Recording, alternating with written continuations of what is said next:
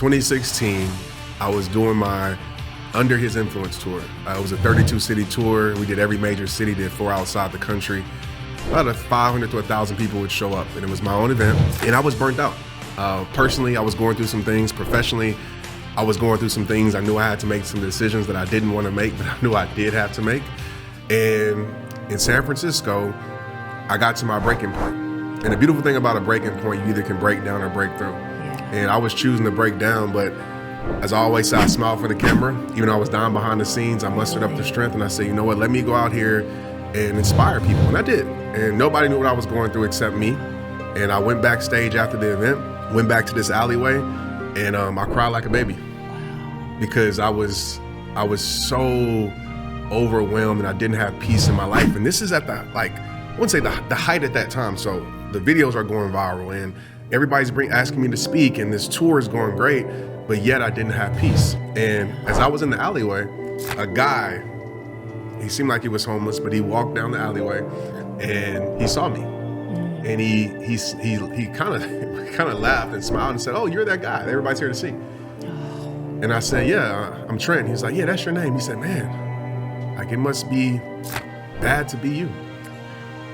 And I was like, and he said, no. He's like, I mean, I see that you're crying out here, or something's going on, and everybody here loves you, but it seems like you don't love yourself. Gosh. And so I tried to push him on, and I reached in my pocket to give him $100. It's like, so he can get out of my face. Yeah. And he said, no, I don't want that. He said, wow. It may look like I have nothing on the outside, but internally I have everything, because I have peace. Wow. And he said, for you, it looks like you have everything, but clearly you don't have nothing because you don't have peace.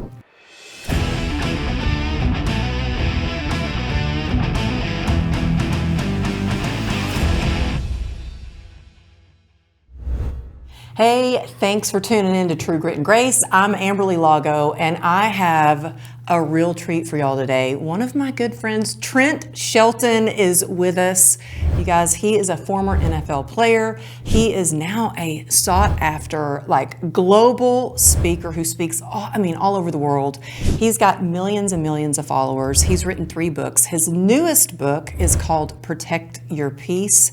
And I could go on and on and on, but I want to get right to this and get to talk to Trent. So Trent, thank you so much for being here on the show. Thanks for having me. It's easy when you ask me to be on because I just love your heart and love what you stand for, so thanks. Thank you. Oh my goodness, Trent, you were one of my very first guests of the show when it first started, and that I remember just being so nervous. I flew to Dallas Fort Worth, and I drove to your studio, and I had this brand new little handheld mic that I was holding in between us, and it just touched my heart that you were on the show. And then I have to say, the other day, I was driving, and don't worry, I was on auto drive, and it popped up on my phone, and it said that your book was going to be arriving soon, because I ordered it right away as soon as I found out it was available. And I was like, oh my gosh, I have to text Trent right now. I can't even pull over. I got to text them. And right away you're like, yeah, I'll be on. And so thank you. I know you are in the middle of your book launch, and I'm so excited about this book especially because anytime I hear the word peace, or especially the phrase protect your peace, I always think about you. And I think it's so needed in the world right now. But also, even my husband and I got in a little argument last night I was like, we need to go on vacation. He's like, you can't take a vacation. You can't take off from work. And so what was the moment in your life where you were like, I need to have peace. There's so much chaos around me. I need to claim my peace. Was there a moment when you really recognized that? Absolutely. 2016, I was doing my Under His Influence tour. It was a 32-city tour. We did every major city, did 4 outside the country. About 500 to 1,000 people would show up, and it was my own event. And I was burnt out. Personally, I was going through some things. Professionally, I was going through some things. I knew I had to make some decisions that I didn't want to make, but I knew I did have to make. And in San Francisco, I got to my breaking point. And the beautiful thing about a breaking point, you either can break down or break through. Yeah. And I was choosing to break down, but as I always say, I smiled for the camera. Even though I was down behind the scenes, I mustered up the strength and I said, you know what, let me go out here and inspire people. And I did. And nobody knew what I was going through except me. And I went backstage after the event, went back to this alleyway, and I cried like a baby. Wow. Because I was so overwhelmed and I didn't have peace in my life. And this is at the, like, I wouldn't say the height at that time. So the videos are going viral and everybody's asking me to speak and this tour is going great, but yet I didn't have peace. And as I was in the alleyway, a guy, he seemed like he was homeless, but he walked down the alleyway and he saw me. And he kind of laughed and smiled and said, "Oh, you're that guy that everybody's here to see." And I said, "Yeah, I'm Trent." He's like, "Yeah, that's your name." He said, "Man, like it must be bad to be you." Wow. And I was like, and he said, no. He's like, I mean, I see that you're crying out here or something's going on and everybody here loves you, but it seems like you don't love yourself. Gosh. And so I tried to push him on and I reached in my pocket to give him $100. It's like, so he can get out of my face. Yeah. And he said, "No, I don't want that." He said, "Wow. It may look like I have nothing on the outside, but internally I have everything because I have peace." Wow. And he said, "For you, it looks like you have everything, but clearly you don't have nothing because you don't have peace." Oh. And that was the moment right there where I made up in my mind to prioritize peace as the leading force in my life. That just gets me like emotional, as you can see, because I feel like that guy was an angel. I really do. I think really he do. was like an angel in your life, even preparing you for even more greatness, because since then, yeah, that was the high point of everything. But like since then, I mean, Yeah. you've gone to even higher heights. Yes. And I mean, you just got back in town from Tony Robbins' studios where you were doing this huge event in front of, I don't know, it was over 100,000 people. Mm-hmm. And so you decided in that moment to claim your peace. Yeah. There are a lot of people out there that on the outside, it looks like they have it all. Like they've got the fame, they've got the big house, they've got the fancy cars. They're struggling. Yeah. Besides a lot of noise in the world, but there are a lot of people that are struggling. They don't have that inner peace. Right. What would you do to suggest, like, okay, this is what I did first to go, okay, I need to get some peace. This is where I start. Where does somebody start? Yeah, so one of the principles in the book is disconnect often. So I had to disconnect from who the world knew me as. I had to disconnect from every idea, every perception put on me, every status people put on me, Trent Shelton, this and this and this. And I had to disconnect. And I went back to my past too, because me playing in the NFL, I realized like even during those moments, I had my greatest thing happening in my life, but I was still unhappy. And so I realized like there has to be something more to life. So I disconnected. And how I disconnect, I actually did it this morning. I go out in nature and I strip everything away from me. And I say, who is Trent at the core? And I ask myself a few questions like, do I really have peace? What's going on in my life? And I think the problem, Amberly, for a lot of people is that they're afraid to spend time with themselves. Mm-hmm. They're afraid to get to know themselves because they have to face the things that they're dealing with internally. Mm-hmm. And most people stay busy. They're always on the go because you don't have to deal with those things. So I had to be real with myself. And I asked myself, if you didn't have anything tied to your life, no status, who would you be? And if your life ended today, what would you leave here? What would you want people to say about you? And it was nothing about, oh, you have 15 million followers or you're one of the top speakers in the world. Like those things are cool. It was more about, man, Trent really just cared about people and he really lived a life of fulfillment. And that's what I wanted to start seeking at that moment. Wow. And you do, Trent. I was just saying before you got here, I was taught, like, there are a lot of people here in the studio that were like, oh my God, Trent Shelton is gonna be here. Oh yeah. And actually, there was a former player, Preston Pearson. I don't know if you know who Preston Pearson is here. He's old time. He's 79 years old. Gotcha. He's here. He's starting his own show here, and people were flipping out, and even my mom and my grandmother. You know what I mean? And the thing is, I was telling them, I said, yeah, he's my favorite out of everybody that I've ever shared the stage with. Like, and I'm not just saying that. Like, you're the real deal. You are. And I was telling them, I was like, no, he is a good person. Like, off the stage, on the stage, what you get is what you see. Like, he genuinely cares. And so when you say that, I'm like, that's what I love the most about you is your heart. Yeah. And you care so much. And I've seen you like on a small stage, like when we spoke at Embrace Your Ambition, that was like a quaint little area. And then I've seen you on huge stages, and you pour out into the audience, whether it's a small stage or you're speaking in front of hundreds of thousands of people. And that's one of the things I really love about you. You talk about boundaries a lot, and I love that you talk about a boundary as it's not like a wall, but it's basically, it can be a bridge. Yeah. And I think that's so, can you explain more about that to the audience about what that means? That's definitely principle number one to protect your peace is set boundaries. And boundaries are beautiful things. I think boundaries have got a bad rap. Because when you say boundaries, people think wall, they think like chain link fences, like you can't come in my life. And it's only that when someone disrespects your boundaries over and over and over again. But boundaries are bridges that lead you to what you say you need in your life. So if you say you need peace, okay, well, what's a boundary you need to set with yourself to obtain that peace? Yeah. If you say you need, more connection or connection in your relationships and friendships. Okay, what's a boundary you need to set to be able to get that? Yeah. And when you communicate your boundaries, because that's one thing I would tell the listeners, like a lot of people they set silent boundaries and people don't know the boundaries and they get mad and they have this resentment to people for not respecting their boundaries. But you got to clearly communicate your boundaries so somebody can have a clear expectation of what you need, because that's fair to them. But when you do it right, it elevates everything in your life, with your kids, with your spouse, with your friends, with your employees. Like I've seen it elevate every single area. Now, the conversation isn't always easy at first. It's a lot of tension there. But when they see the bigger picture of, oh, we're trying to make something greater, so that's why this boundary needs to be set, let's do it.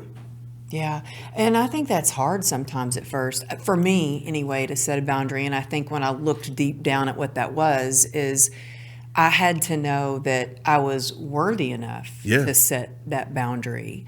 What would you say to someone that is, they're struggling, they want more peace in their life, they may need to set more boundaries to get them to know that they are worthy of having that peace and having those boundaries in their life? Where would they start? Well, you need to get rid of, I think there's two reasons on top of feeling worthy. It's like a lot of times we worry. Like we worry that what's going to happen if I set this boundary? Like, is this person going to, be angry at me and tell everybody in my business or go on the internet and blast me? So, and another one is guilt. We feel guilty that we're leaving people behind. Yeah. And I always say you have to flip that. You're not leaving people behind. When you send out the invitation to somebody to say, this is what we're doing, this is the life that I'm living, they choose to stay behind, they're choosing to stay behind. Yeah. And so when it comes to worthy, you're worthy not because of anything you obtain, not because of how people see you, not because of how people view you. You're worthy because that's how you were created to be. So you have to detach your worth. That's principle number 3, demand your worth. You have to detach your worth from all these external things first and foremost, because you will never feel worthy enough if your worth is tied to how the world sees you. If your worth is tied to an algorithm, if your worth is tied to a status, you'll never feel worthy. So you have to get down to a foundational, fundamental understanding of worth. For me, it's my faith. So I know that's how I was created to be. So I'm worthy because of that. Oh, I love your faith, by the way. Thank you. And there's something I heard you say, I don't know if it was on your Instagram or one of your YouTube videos or something, but that God has prescribed a vision for your life. I love that you say that. And how does someone start to listen or view that vision more, kind of get that peace in the quiet, so they can see that vision and go after that? What would you suggest for them to do? Yeah, quiet time. I think we live in a chaotic world, and peace doesn't mean that the chaotic world is silence. That's like impossible. Like peace doesn't mean that the storm doesn't exist. It just means that the storm is going to pass, or the storm is going to grow something in my life that's more beautiful. But it's about finding the calm inside you. So everybody has their thing. Like for me, it's headphones, listening to frequencies or instrumental music or worship music. For me, it's sometimes just listening to birds chirping. That's my thing. Some people meditate. Some people, work out. But you got to find your environment that triggers that. And the thing I would tell people when it comes to experiencing, like, I think more peace in your life, it's about getting clear on what do you really want in your life and need in your life. And I like to say, like, when it comes to prescription, like, I love talking about that because I would ask you, whose glasses are you wearing and how you're seeing the world? Are you wearing the glasses that pain forced you to wear? Are you wearing the glasses that somebody's opinions forced you to wear, your past forced you to wear? Are you wearing your true prescription that was given to you by God?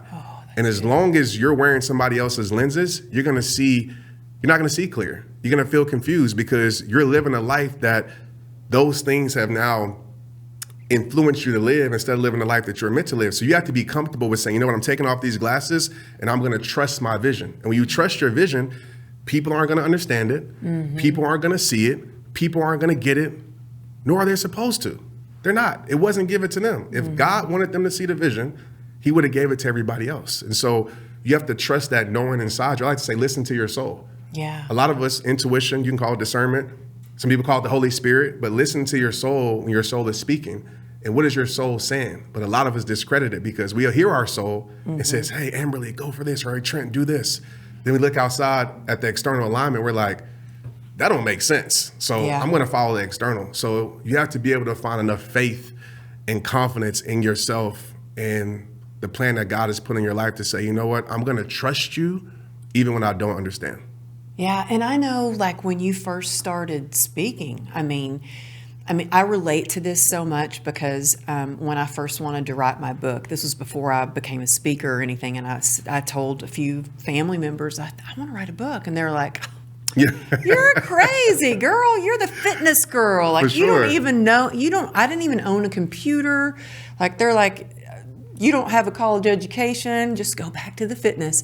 And here you were, athlete, NFL player, and you're like, you know, I think I'm going to be a speaker. Did you share that with anyone when you first were like, I like speak. I'm called to speak. Did you share that with anyone? Did. I definitely shared it with people, and 99% of the people didn't get it.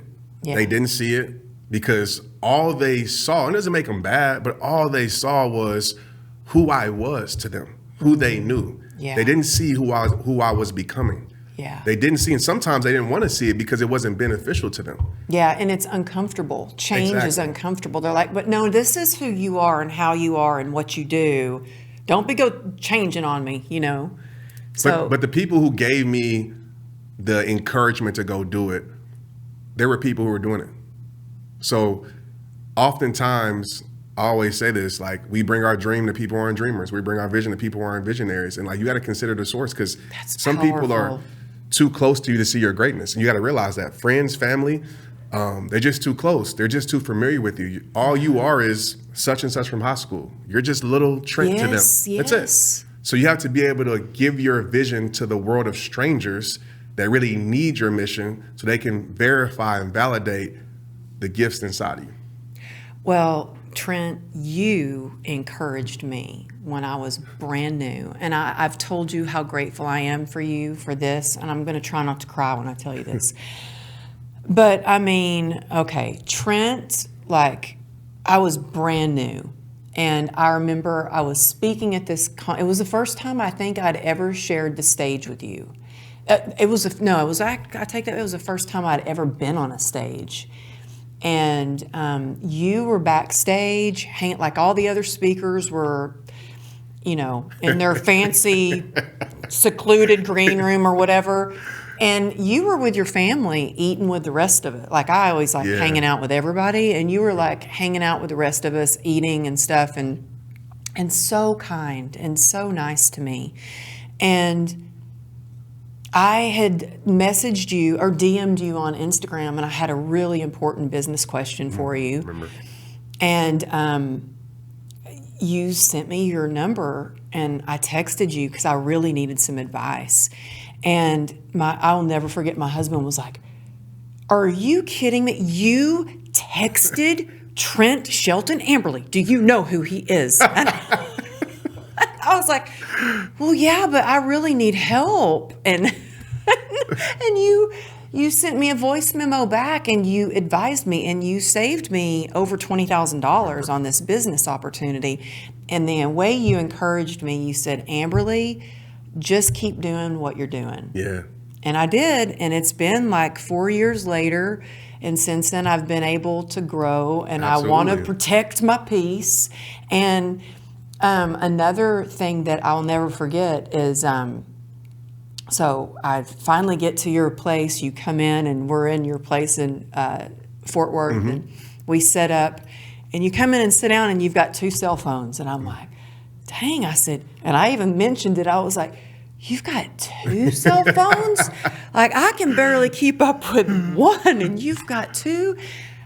And I get it now. Yeah. Like, now I get it, because I woke up this morning, and I try to clear out text messages and email before I get to bed, and I woke up, and I had like 28 new text messages and 172 new emails, and it's just, and my husband's always like, it's never ending. Yeah. Amberly, you're never going to get caught up. And I love that you have kind of this morning that you have by yourself to have your peace before you let the world in and answer calls and all that. I'm just curious, like, what does the day in the life of Trent Shelton in the morning look like? What does that look like? It's very boring. But you're right, because I have a non-negotiable, like, to not be available to the world. And, you know, I have my days where I don't stick to that, but the majority of my days, I'm not available to the outside world unless it's super important, because my thing is like, is it worth my peace? Is it that important that it can't wait a few hours? Yeah. And I only know a few things in the world that are that important. And so I need that time for myself, because even with my focus, like, one of the principles is guard your focus. And if I'm focusing on responding to emails or texts, it pulls me out. This is just me as a human. Like, I get in flow state and I get locked in. And if I get distracted, it's hard for me to get locked back in. So I'm really protecting my creativity. Yeah. I'm protecting my time, and it just makes me better. So yeah, I live a life of do not disturb, like, not just on my phone, but on my soul too. You have a hat that says that too, don't you? I do, yeah, for sure, absolutely. And some people don't get it. Some people are like, man, I can never get a hold of you. And it's not that, because I'm gonna respond. I'm not just not ghosting people and ignoring people, but my friends understand now, like, nah, Trent, like, he shows up better when he's taking care of himself. Like, when I'm in the trails, like, Maria has understood that now, because a while she's like, man, like, but she realized, like, oh, Trent's just better, a better husband, better energy, better father. I love this energy. So she knows, like, of course, if she calls me 3 times, I better pick up. You know what I mean? But that's my husband too. For sure. So I know that one. But she gives me the grace to be able to give me what I need. And also, I give her the same thing, because now she realized, oh, you need this time for yourself? Take it, because you're going to be better when you come back to your world, you know? Yeah, it's funny, because my husband knows, like, I need my mornings to myself, and I get up super early just to have that quiet time to myself. And sometimes he'll get up and he'll be like, oh, okay, no, I know, this is your time. This is your time. I'm going in the other room, you know. So he knows that now. But I think it's really important to have that time to yourself. And a lot of people, they don't understand that. And even, I don't know about you, but I even do a lot of speaking events where they want me to go to a dinner or something the night before.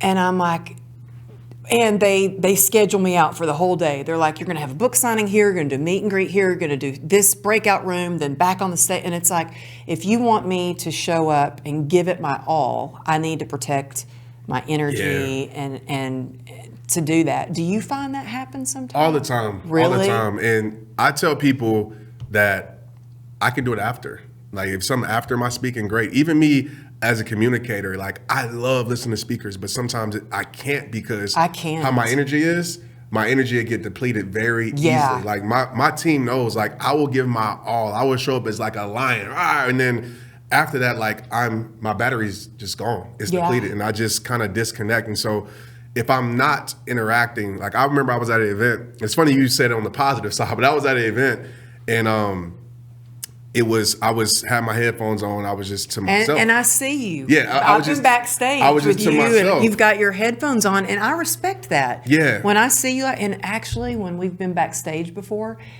And I saw people coming up to you, and I'm like, dude, he's got his headphones on. Well, I just want to, it's my way of getting ready to go out and give my best, right? So I'm like internalizing, making sure my energy is right. And I want to respect the room to give my best.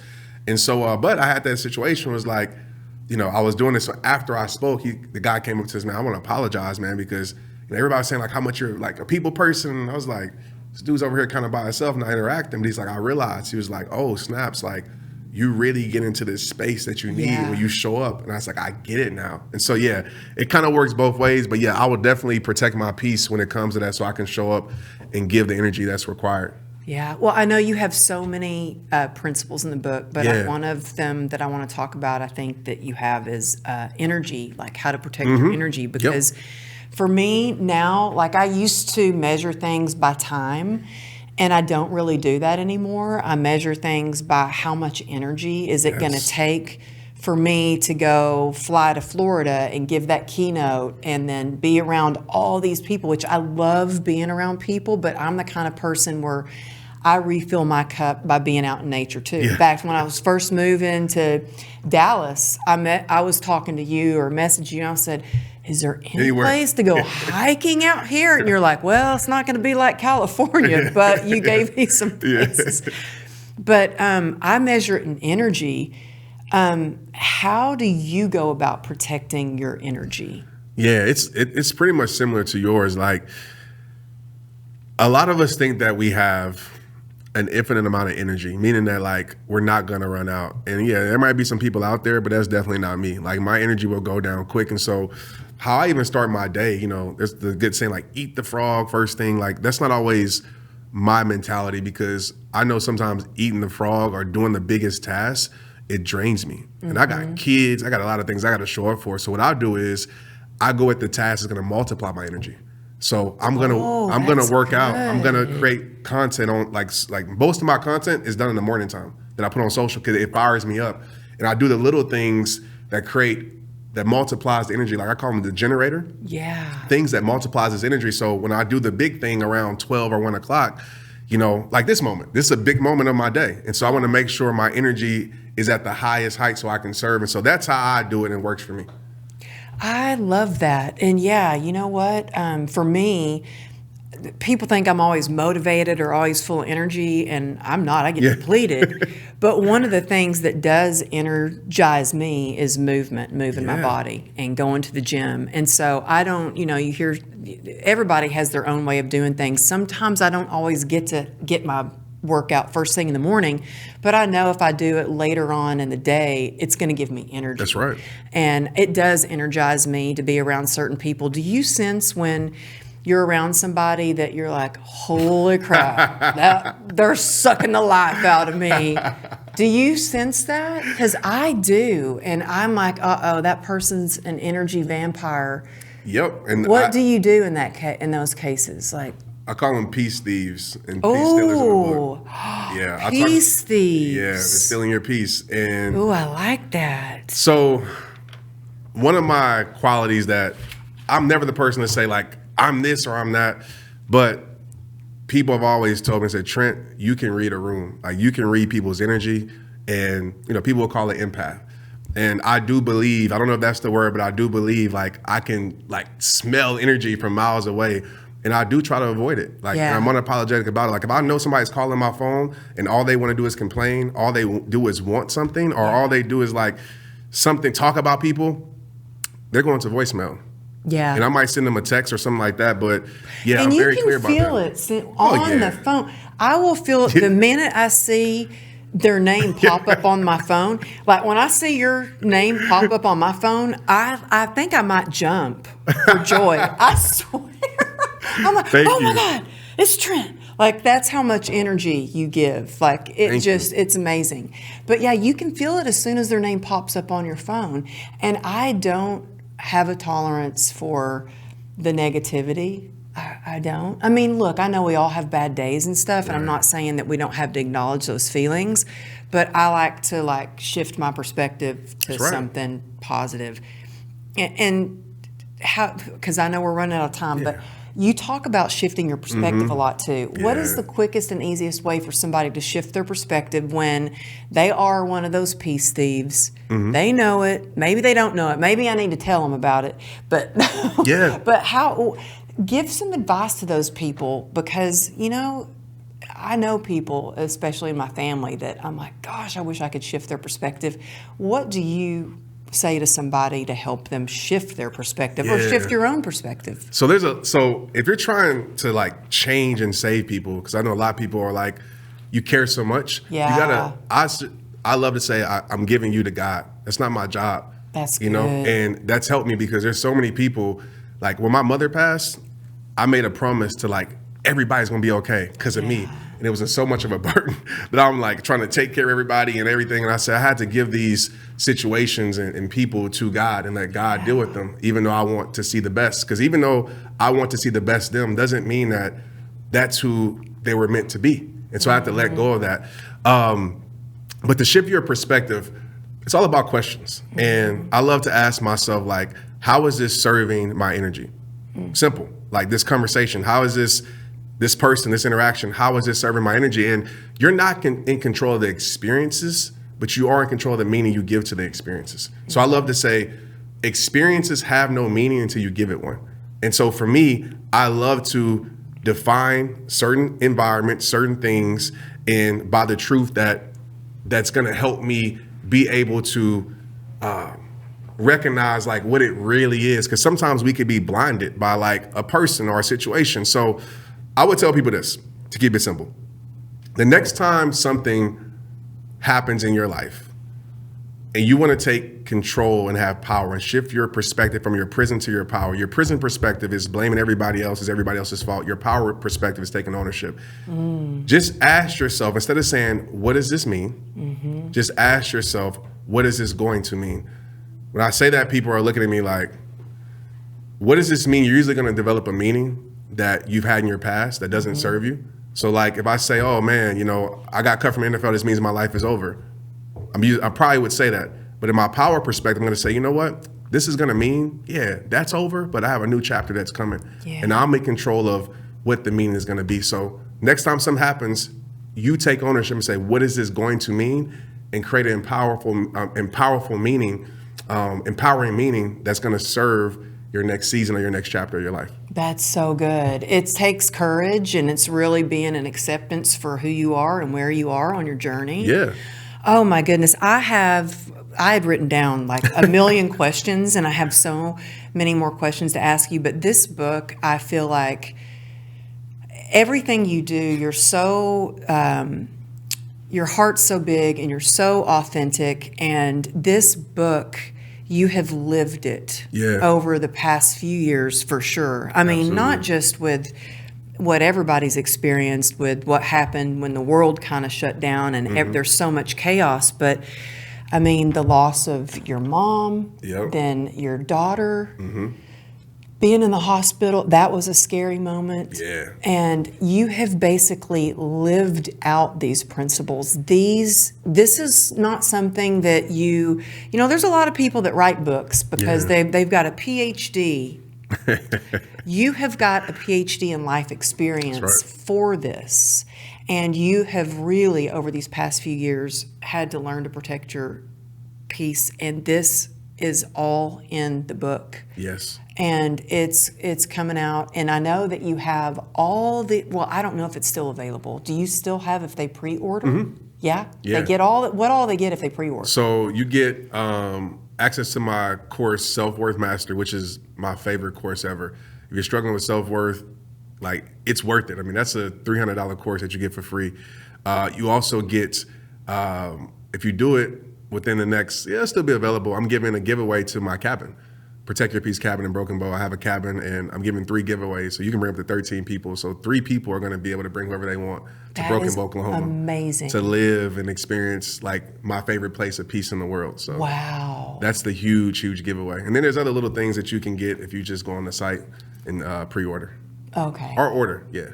Yeah. Depending when you're listening to it. Okay. And then what's next for you? Like, you're off, I know, to California. You're all over the place. So for you to come in and take some time to pour into the True Grit and Grace podcast means the world. I mean, This like winning the lottery to get to see you. Every time I get to see you, I'm like, it's an easy yes. Oh it's my an easy gosh, yes. I just appreciate you so much. Thank but you. What's next for you? What are some of the big things that you're doing? Yeah, I mean, I have a few TV shows. I'm doing Today's Show, Tamron Hall, a lot of stages.